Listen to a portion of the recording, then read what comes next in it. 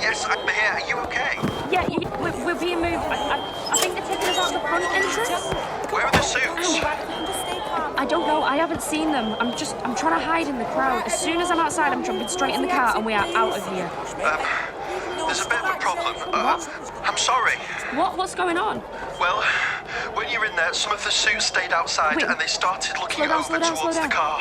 Yeah? I had no choice. I had to leave. What? Why? I'm sorry. I didn't know what to do. They knew. They knew So, it was wait, me. where are you then? I'm round the corner of the front wall. We'll get back here. You can't just leave me. Are the two suits still outside? Look, I don't know. I've just got out of the front doors. The place is packed. Oh, God. I can't believe they found us. Right, listen. Right, you need to focus. Drive back here and help me. No. You David! need to run to the other side of the car park. No, what if they see me and run after me? I'm safer stuck in the crowd. But I'll be able to do a U-turn around the first part of the entrance. I can barely hear you. It'll be quicker. Oh, shit. Right, I can see you. Can you still hear me? I can see you. Yes. Okay. I'm going straight around the corner here and Stop there. Yeah, good. Okay. Right, go.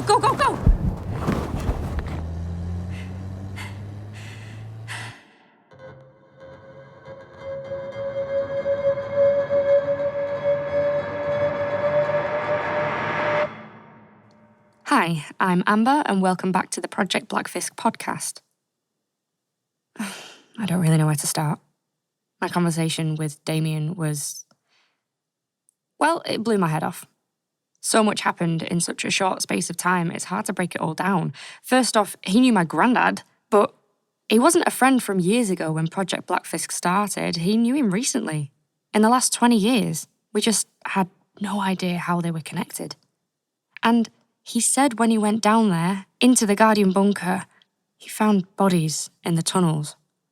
And to quote him, these things were not human.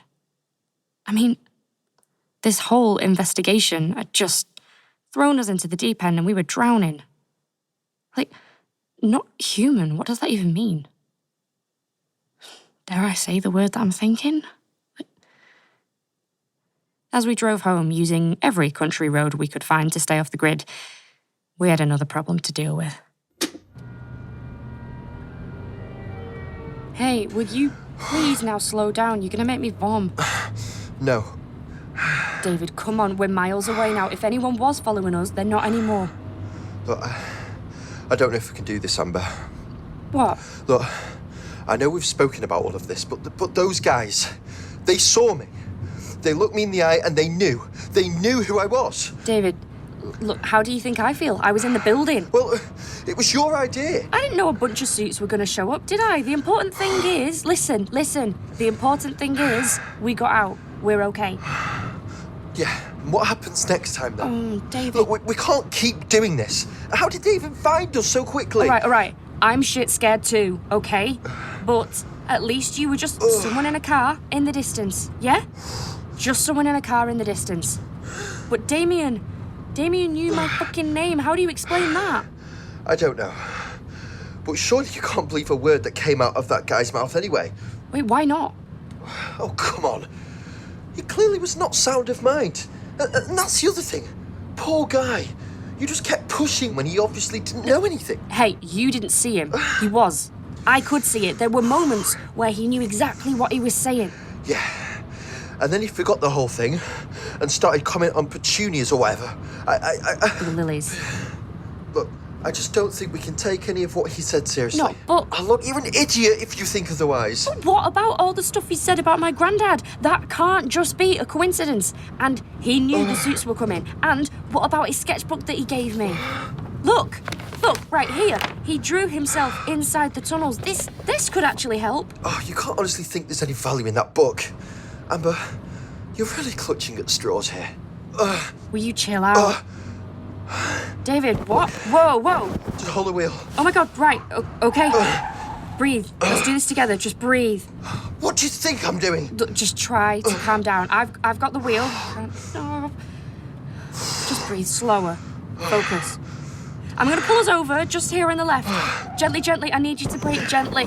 Okay.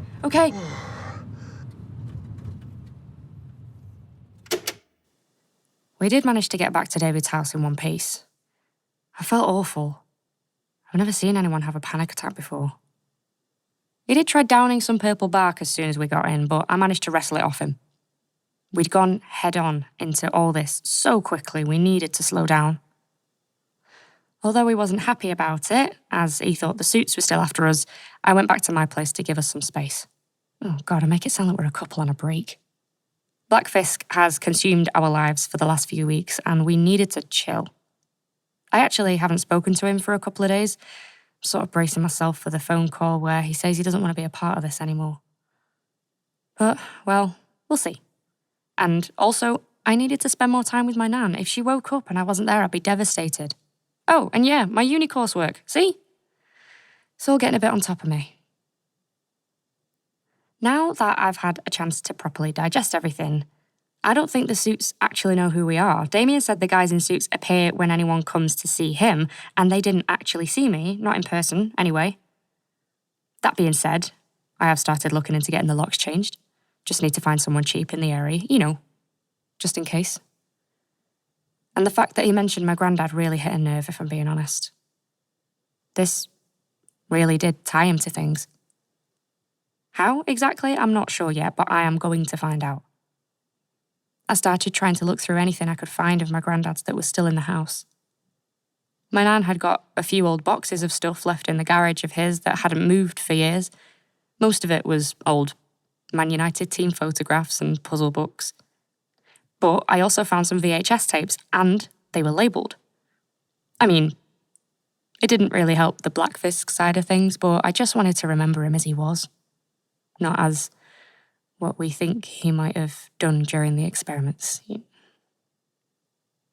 I've put some pictures of the tapes on our website, projectblackfisk.com, or for socials, it's @BläckfiskPod. With a bit of help from some of the nurses in my nan's ward, I managed to get a TV with a VHS player set up, so we could watch them together. How's she doing? She's doing well. She's a trooper, is your nan. Yeah, she is. Why won't she wake up? I've read online that... Hey, don't listen to forums on the internet for this kind of thing. Every person and every incident is unique. She's stable. That's what you need to focus on. She's just taking her time. Try not to worry. Okay. Have you got everything for your TV sorted now? Yeah, thank you. And do thank those guys from upstairs who let me borrow the stand. I will. You're a lovely granddaughter, Amber. It's the least I can do. What's that old dictaphone for?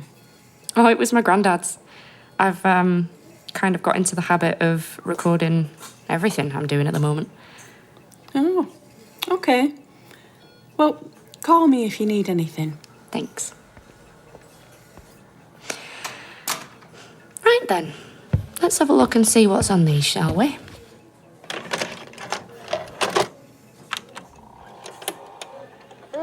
Hello, Amber. Are you excited to be with your granddad for today? Yes, you are. I completely forgot about these old tapes. Grandad always had his recorder out at family gatherings. My mum always used to laugh at him. Even in the early noughties, having a VHS camcorder was pretty old-fashioned. Oh, I realise I've never mentioned my parents on this podcast before.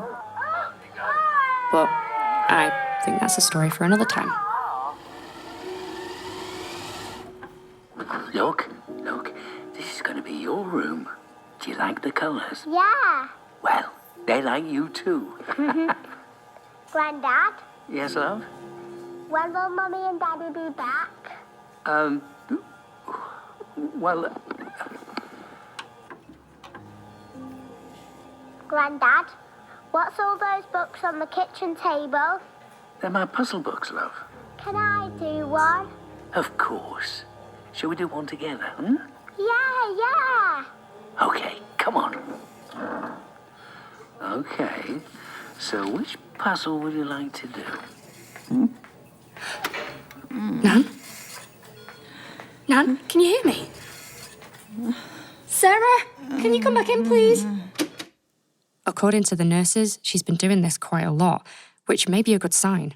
She didn't wake up, but at least she had some control over things. I stayed a few hours longer until I got a call. It was from David. Hello? Hi, it's me. Hey. You okay? Yeah, I'm okay. So you need to come round. All right. Okay. Sure. Are you free this evening? Yeah. I'm just at the hospital. I can get the bus over, though. I can be there in about an hour. Yeah. Okay. Well, I'll see you then. Wait. What is it? I can't explain over the phone. I'll see you when you get here. I could just tell. This was it. David was going to friend dump me. Maybe I've gone about this whole thing the wrong way. I've just thrown myself into everything, and you know what? All I've done is cause more problems. The way Jack looked at us after he got that phone call, the emotional trauma I probably put Damien through pretending to be his sister. I guess I've been a bit of a dick. I've just been so focused on finding answers, I didn't realise that people were getting hurt in the process. Anyway, I went to David's to await my fate.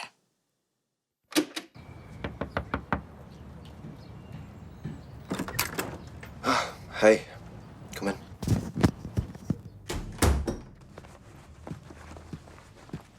in. So, should I start or do you want to? What are you talking about? Okay.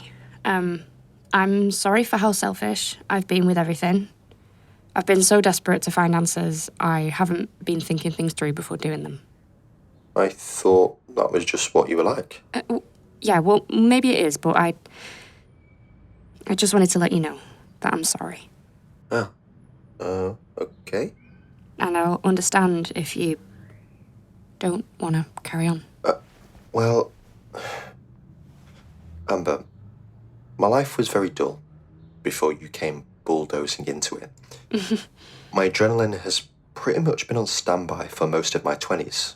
So, when it hits, it really hits. But don't worry, I definitely don't want to start. Oh. I asked you to come because I finally got the reel-to-reel recorder working. You know, for the Charles Easton interview we found. Yeah, okay. Oh, great. Have you listened to it? Yeah. And? What is it? I think it'd be easier if you just listen to it too. Okay. Turn it here, and then I've found something out too. I started doing a bit more research into the Whittaker Secure Hospital. Oh yeah? Find anything good? Yeah, actually. So the company who owns the land where the hospital is called Leap Industries. Leap Industries. Why does that ring a bell? Well, remember when we spoke to Jack? You know, fire station manager Jack? Mm-hmm. He said it was them who owned the Guardian bunker and the tunnels, and it was them who didn't launch an investigation into the fire. Yeah, of course. Which means, if the suits we saw at the hospital are the same people who stole your granddad's box, then it could be Leap Industries who are behind it all. Right. And who the hell are they? Well, from what I found, they're an investment group, and they're only worth over 15 billion. Fuck. I know. They've got their fingers in all sorts of pies. We're talking infrastructure, transport, property management. And so somehow they know about Project Bläckfisk and don't want any evidence of it coming back to haunt them. Well, it all makes sense, doesn't it? You know, Damien was caught in the tunnels owned by Leap Industries, and then taken out of prison early, and then stuck in a Leap Industries-owned secure hospital. Shit, yeah. But that also means that they probably didn't come to the hospital for us. They were just working there. True. Well, that's one bit of good news. The suits bit, I mean. So, where do you stand on Damien? What do you mean? Do you believe anything he said? I don't know. I get where you're coming from. You know, how would he know your granddad? But I still feel like you were putting words into his mouth at points. But what about what he said, you know, about the bodies? Yeah, what about it? Come on, he was suggesting that people died down there. Yeah, and he also said that they weren't human. And that lies firmly on the side of things I do not believe. So please tell me you're not thinking what I think you are. Aliens? No. I mean, I am as curious as the next person, but you're starting to sound like some sort of conspiracy group from Reddit. But what else could he mean? I don't know. I find it interesting that he said there were bodies down there, but the not human reference, it just made me question him all over again. I mean, let's say he did see bodies down there, right? They could have easily just been animals. If Project Bläckfisk was experimenting on humans, then it makes sense they would experiment on animals too. I guess. I feel bad for him, you know. I mean, how can we help him? I'm not sure. But I don't think we can risk going back there again. We don't know if they've realised your fake identity too. So it could be dangerous for several reasons. I know. I guess maybe if we do manage to figure this whole thing out and expose Leap Industries, they may be forced to release him. Oh yes, the two of us against a £15 billion company. Well, you have to dream big, right? Oh, that's the point. Did you manage to find my visitor picture on the online portal? Good point, not yet. I will get into it. Okay. Oh, you've got me thinking. I do actually need to add you to my VPN too. What? Oh, it just makes your phone hard to hack. Oh. Wait, what do you think? It's just a precaution. Well, are you ready for this? Yeah. Oh, hold on. Let me just put this here to get it clearer. We were referring to an old audio tape that I'd found in the original folder I'd taken from the Project Bläckfisk box. The title on the reel read Charles Easton, interview number 12. And when we'd cross-checked the files we had, it said he died in the Stage 4 trials, which was also the same for David's grandma, Martha. What intrigued me more, though, was how cagey David was being about it.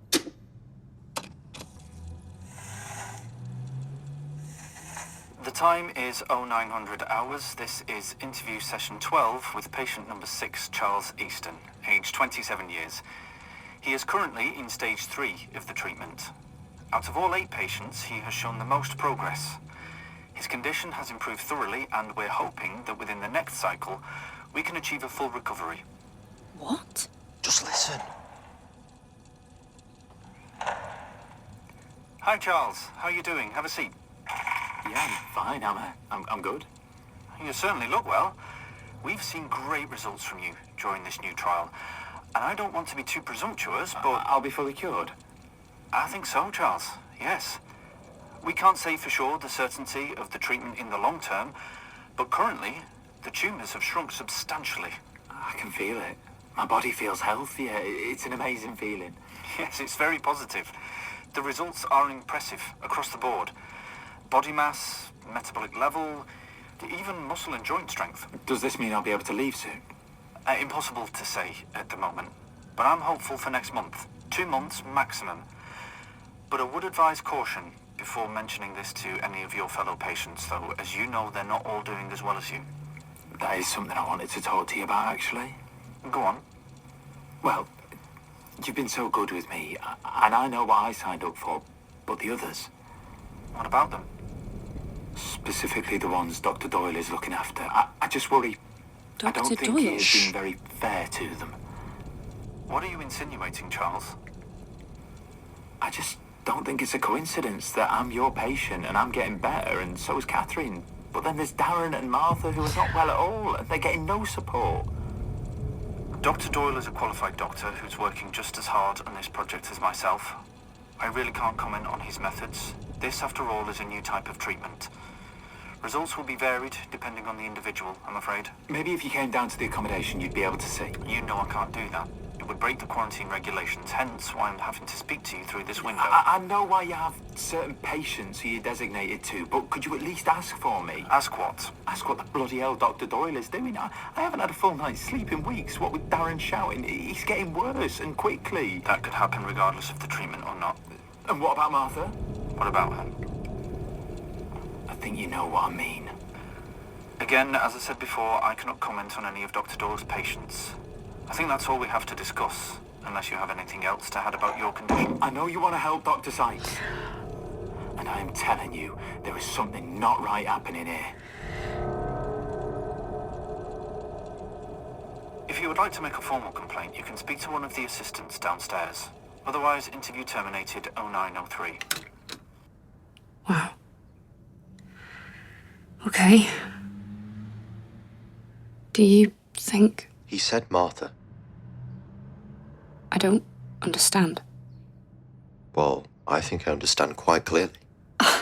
Oh, go on, say it. Say I told you so. Well, I did. Look, I don't want to have another argument about this. Okay, so my granddad is on this tape, and he did sound like a bit of a dick towards that guy when he was asking about the others, but did you hear him?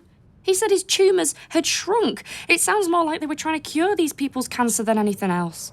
Maybe that's all Project Bläckfisk ever was, and it makes sense. I mean, my granddad did invent The linear particle accelerator? Yeah, I know, you only mention it like every other day. Well, I'm just saying, it all fits. Didn't sound like they cured everyone, though, did it? I'm sorry. That must have been hard to hear. Well, it's giving me part of an answer. She had cancer, and she was willing to take part in some trials in an attempt to cure it. It sounds so simple. All of these years, my mind had run away with me. She must have just died from the treatment. Yeah. And a doctor was called Doyle. Wonder if we can find any information on him. Well, I've found one thing. Okay. Remember I said there was another signature next to your granddad's and all the documents you had? Yeah? Look at this. Ah, shit. Yeah, Dr. R. Doyle. I am not going to stop until I find him. Hey, What? David, there's nothing you can do. Nothing I can do? Hold up. This man killed my grandma. No, I know. No. And it seems like he wasn't even bothered about it. And apparently, neither was your granddad. Excuse me? Well, he completely ignored Charles when he was trying to tell him that things weren't right. But they weren't his patients. He didn't know what was going on. Well, apart from the fact he signed my grandma's death certificate. He probably had to sign everything if he was one of the head scientists. Oh, yeah, maybe. Or maybe he was lying. It would make a lot of sense. After all, you're the biggest liar I know. Oh, you know what? Piss off, David. What? You heard me. Piss off. I'm sick of feeling guilty for something I've had no part in. All I'm doing is trying to find out the truth for both of us. And so far, all it's proven is my granddad might have potentially killed people. Do you really think I want to know that? Sorry. Well, I'm sorry too. I am. I'm sorry for your grandma and everything it's done to your family. But don't forget, it's not just you who's messed up. My nan is still in a coma right now. How would you feel if the man you looked up to your whole life turned out to be a killer? I mean, after hearing that tape... Are you okay? Oh, what do you think, David? Sorry, I need some air. Turn that recorder off. That recording told me everything I didn't want to hear. All this time, I'd been so sure that Grandad wasn't involved. An innocent bystander, maybe? The one thing that was driving me forward through this whole investigation, the reason why I'd pushed so hard to speak to Jack and Damien, had just crumbled away before me in a matter of minutes. So, Project Bläckfisk seemed like it was my granddad's early experiments with cancer treatments. Treatments which, by the sound of it, were working. And then, as soon as Charles mentioned the others, his demeanour completely changed. Hearing his young voice was strange. It didn't even sound like him. He sounded so cold. It was just how he denied any wrongdoing by his colleague. And he completely ignored any responsibility for David's grandma. He spoke about them like they weren't even human. My only saving grace was the fact that it sounded like he was curing Charles, At the same time, we knew that he had died during stage 4 trials, and during the interview he was stage 3, so... What had happened? I sat outside for what felt like hours, thinking everything over. Did I really want to carry on? I felt like any more research we did would just hurt me even more. Another thing was that the interview had given David a new lease of life, and he was on a one-man mission to find our new lead, Dr. Doyle, who was presumably Grandad's partner. And who was I to stop him? All this time, I'd been pushing him into things he wasn't comfortable with, and now that I'd heard something I didn't want to, I just throw in the towel. It felt like betrayal. Eventually, David called me back inside. He'd found a connection that even he really wasn't expecting.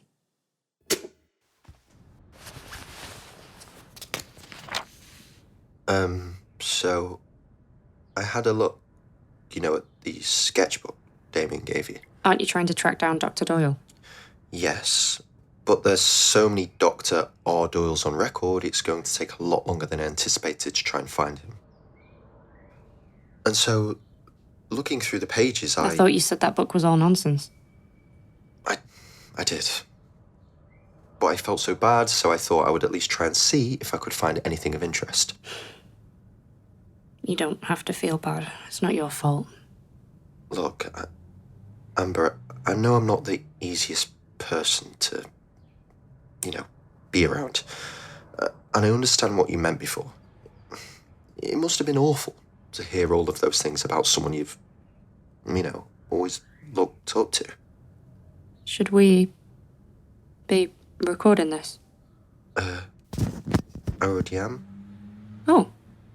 Well, I know you like to record before the conversation starts. Thank you. So, a lot of the drawings I couldn't really make out, and it didn't seem to mean much. But there is one. He spun the book around to me.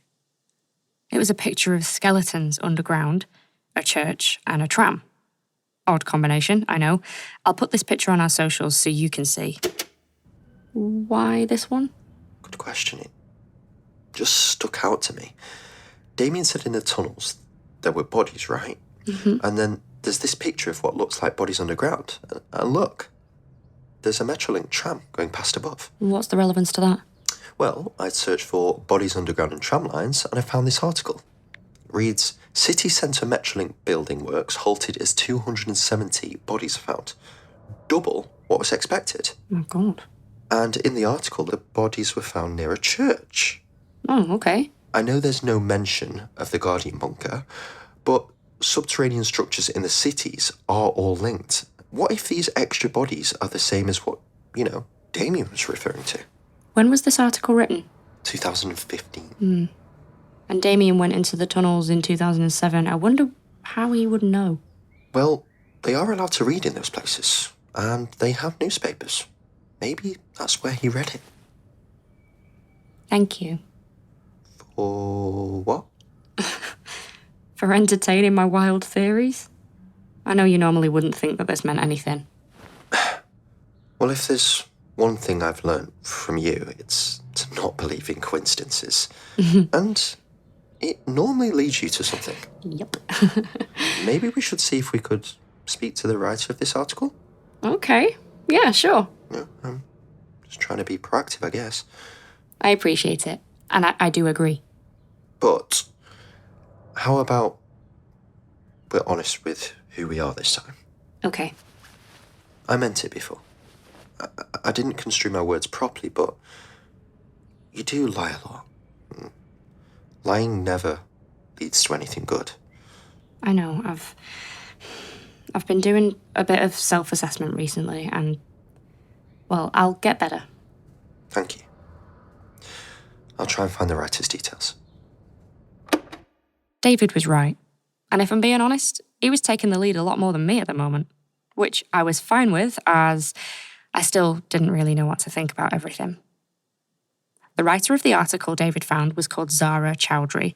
She published an article 2 years later to say that the bodies had finally been laid to rest again after exhumation, but that was the only other information we could find.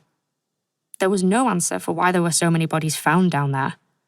We got in touch with her to see if we could interview her about the story, and no disguises this time.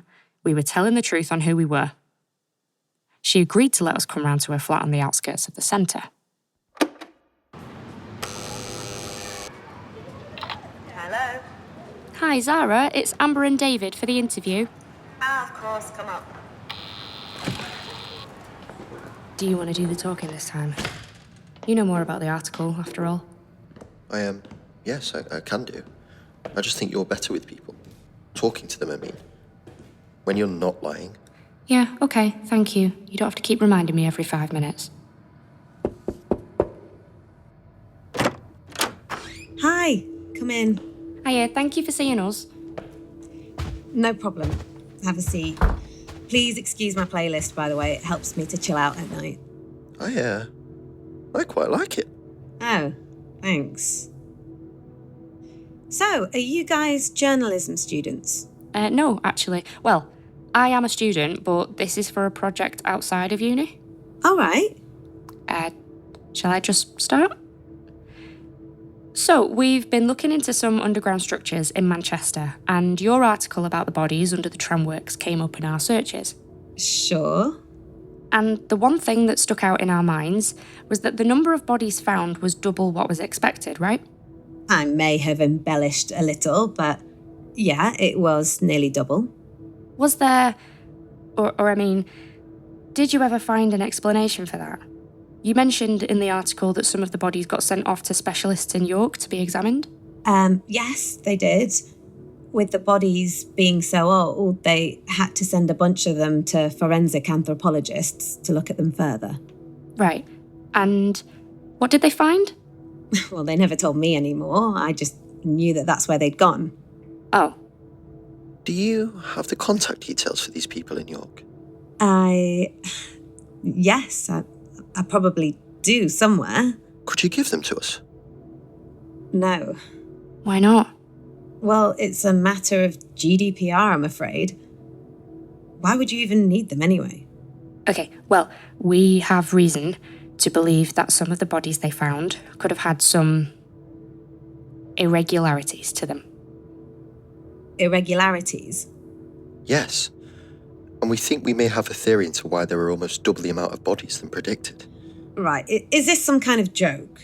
What? No. Because I don't appreciate being part of some prank, if that's what you're doing. No, we really aren't. I'd like you both to leave, now. Wait, Zara, please. I tell you what, here's the number for the company I work for. If you need anything else, you can forward all further inquiries onto them. I want nothing more to do with this. Now, please, leave.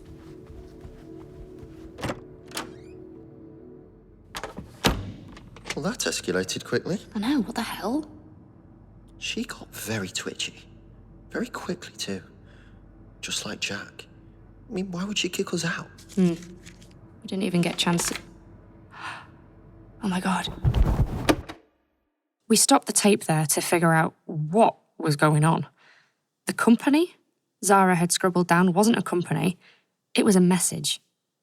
It said, "Can't talk, Travis Street bus stop, 8 p.m. And then underneath it read, "I know." So she did know more, but for some reason she couldn't speak about it in her apartment. We went down to Travis Street and waited. Eventually, she turned up. She was now in jogging bottoms and a hoodie with a big scarf covering most of her face.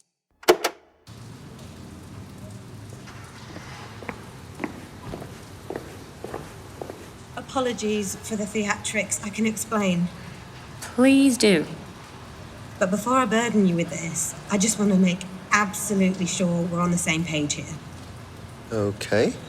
When you said the bodies found under the tramworks had irregularities, what did you mean? Well, we have a source who was allegedly underground in the city centre at a similar time to when your article was written. He claimed to have found bodies which he described as being not human. Jesus. What? I knew there was something going on, but I never thought it would be. Why couldn't you tell us anything before? Okay. Oh, I wish I'd never written that fucking article.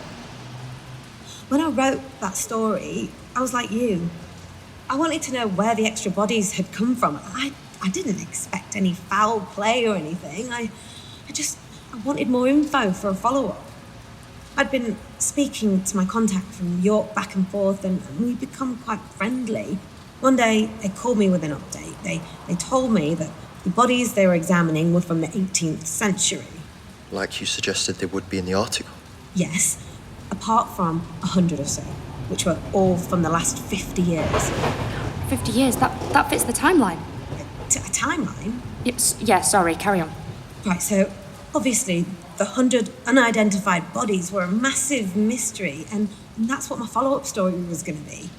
I'd pitched it to my boss and it was pretty much finished. I didn't have an answer for where the bodies had come from, so I was going to end the article with opening it up to the public to see if anyone knew any more and to come forward if they had any more information. Okay. And then I got a call. My boss had done a complete U-turn. He told me to drop the story. Wait, did he say why? No, just that I'd lose my job if I pushed back any further. That's why I had to write that standard follow-up about the bodies being laid to rest in Chorlton Cemetery. And did those bodies include the 100 unidentified ones? I don't know. I tried to get back in touch with the York company, but every time I tried to call, the line was dead. And did you have a contact name for anyone there? Well, the woman I spoke to was called Judith Chambers. I tried to find her afterwards, but I couldn't get hold of her. Her name isn't on the website anymore, so I just presumed she'd changed jobs. Right, so explain to me your theory about where the extra 100 came from. You think that they weren't human? Well, we're really on the fence about this side of things. But we do know that a company was potentially experimenting on people in an underground structure in the 60s.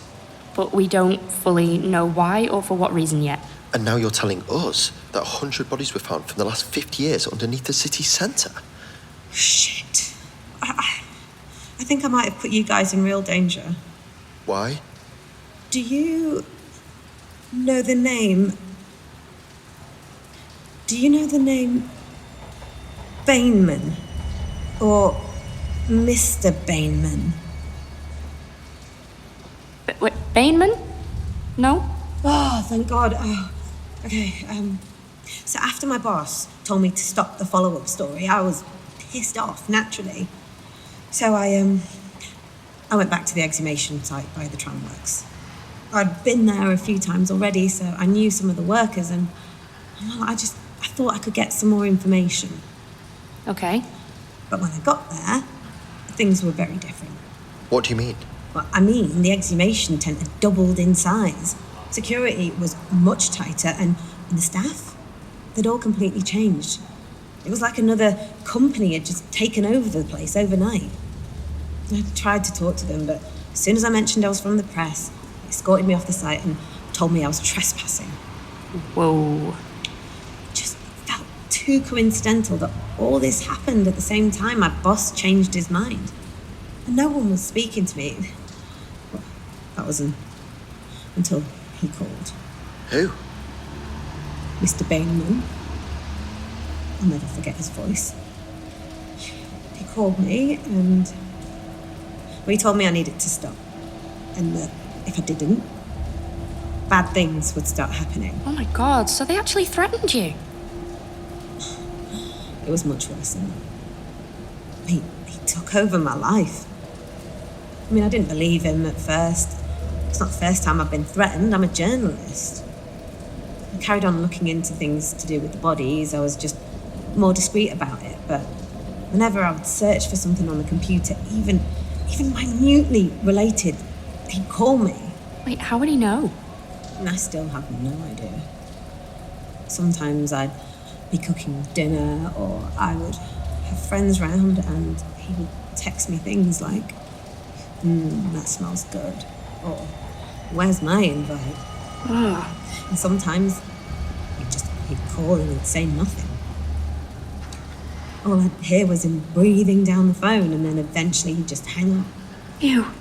There was this one time in town, and well, it was winter, so I was wearing this big burgundy coat, and I got this call out of the blue. I answered it, and he said, "You look really good in red." And then he just hung up. I mean, I looked round, and everyone's on their phone these days, aren't they? He could be anyone. God. Couldn't you just move? He'd find me. I know he would. Has this been going on for 10 years? No, the stalking and the calls and the texts lasted a couple of years until I wrote that follow-up article and just cut all ties with it. Every now and then it feels like someone's watching me. I'll be having a coffee somewhere and I'll get this feeling that he's there. Maybe it's just paranoia, I don't know. That's why I couldn't talk to you in the flat. It's not safe. I'm sorry, I shouldn't be telling you any of this. No, it's good. Better the devil you know, right? Not this guy. Amber, do you think this is who called Jack when we're in the pub? I mean, it would make sense. Wait, you know someone else he's called? Well, we don't know for sure, but we've spoken to someone else about the company who was experimenting on people. And I've never seen a grown man look so scared in my life. That is what he does to you. He gets under your skin. And that's what I'm worried about now. I've never met anyone who I could talk to who knew about him. Look, we're getting closer every day with our investigation. This has affected both our families, and we just want to know what actually happened. And if we can uncover it, then you never know. We could potentially stop them. Who's them? Well, we don't know that either yet, whoever's pulling the strings. Hold on. You said that a new company had taken over the exhumation. You don't happen to know the name of that company, do you? Yeah, they're called Leap Industries. You know them. Let's just say they keep cropping up in all the wrong places. So you know what they're worth, right? Yeah. And you think you're going to be able to stop them? Just the two of you? Well, we have to try. Do you think Bainman works for Leap Industries? I don't know. But if you're hell-bent on doing this, just be warned. If he's still listening, he's heard your voices.